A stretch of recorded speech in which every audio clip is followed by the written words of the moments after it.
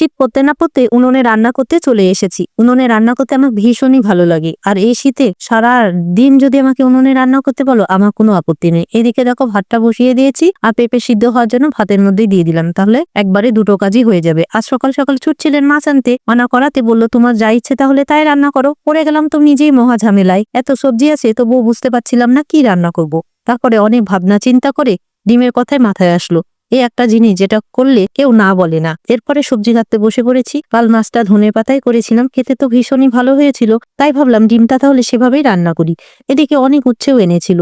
এই শীতে কিন্তু উচ্ছে খেতে একদমই ভালো লাগে না, ভীষণই তেতা লাগে, কিন্তু কিছু করার নেই, নষ্ট হবে, তাই উচ্ছেটাকে একটু ভাজা করে নিলাম। এরপরে ডিম আর আলু উনুনেই সিদ্ধ বসিয়ে দিয়েছিলাম, সেটাও সিদ্ধ হয়ে গেছে। আর এদিকে আমার পুষিগুলোকে দেখো, দুজন বাইকে আর একজন চেয়ার থেকে উঠবো উঠবো করছে বাইকে। গরমের সময় খুব একটা ডিম খেতে ভালো লাগে না ঠিকই, কিন্তু শীতের সময় ডিম হলে তার কোনো কথাই নেই। এদিকে ডিম আলু ভালো করে ভেজে নিয়ে সমস্ত মশলাগুলো দিয়ে কষিয়ে ডিমটাও রান্না করে নিলাম।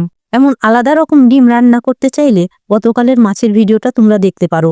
আর রান্না যা হয়েছিল খেয়ে তো সবাই ভীষণই খুশি। সবাই খুশি মানে আমিও ভীষণ খুশি।